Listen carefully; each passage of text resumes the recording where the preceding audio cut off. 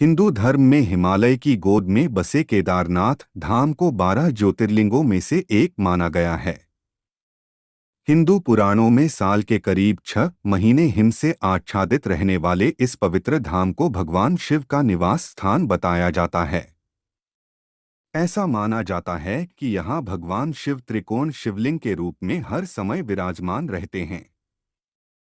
वैसे तो पौराणिक ग्रंथों में इस धाम से जुड़ी कई कथाओं का वर्णन मिलता है, परंतु आज आपको महाभारत में इस धाम से जुड़ी एक कथा के बारे में बताने जा रहे हैं, जिसमें ये बताया गया है कि यहाँ पांडवों को भगवान शिव ने साक्षात दर्शन दिए थे, जिसके बाद पांडवों ने यहाँ इस धाम को स्थापित किया।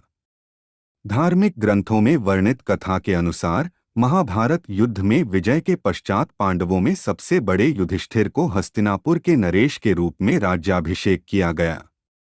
उसके बाद करीब 4 दशकों तक युधिष्ठिर ने हस्तिनापुर पर राज्य किया। इसी दौरान एक दिन पांचों पांडव भगवान श्री कृष्ण के साथ बैठकर महाभारत युद्ध की समीक्षा कर रहे थे। समीक्षा में पांडवों ने श्री कृष्ण से कहा, है नारायण, हम सभी भाइयों पर ब्रह्म हत्या के साथ अपने बंधु बांधवों की हत्या कलंक है। इस कलंक को कैसे दूर किया जाए? तब श्री कृष्ण ने पांडवों से कहा कि ये सच है कि युद्ध में भले ही जीत तुम्हारी हुई है, लेकिन तुम लोग अपने गुरु और बंधु बांधवों को मारने के कारण पाप के भागी बन गए हो। इन पापों के कारण मुक्ति मिलना असंभव है, परंतु इन पापों से सिर्फ महादेव ही मुक्ति दिला सकते हैं। आठ महादेव की शरण में जाओ। मान्यता है कि महाभारत के युद्ध में विजयी होने पर पांडव अपने भाइयों की हत्या से मुक्ति के लिए भगवान शिव का आशीर्वाद पाना चाहते थे, परंतु भगवान उनसे कर्म से खुश नहीं थे, इसलिए वे केदारनाथ चले गए।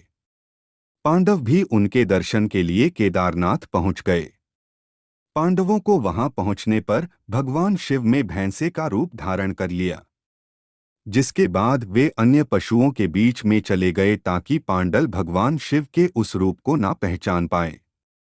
कहते हैं कि भीम ने विशालकाय शरीर धारण कर 2 पहाड़ों पर अपने पैर फैला दिए, जिसके बाद उस पहाड़ के नीचे से सभी पशु तो निकल गए, लेकिन वहां मौजूद एक भैंस ने ऐसा नहीं किया, जिसके बाद भीम पूरी शक्ति से भैंस की ओर झपटे, लेकिन वह जमीन में समाने लगा। तभी भीम ने उसकी की पीठ का पिछला हिस्सा पकड़ लिया। कहा जाता है कि भगवान शिव ने भैंसे का रूप बनाया था। मान्यता है कि भगवान शिव पांडवों की इच्छा शक्ति से प्रसन्न हुए और उन्हें दर्शन देकर हत्या के पाप से मुक्त होने का आशीर्वाद दिया। धार्मिक मान्यता है कि उसी समय से केदारनाथ में भैंस की पीठ को शिव का रूप मानकर पूजा होने लगी।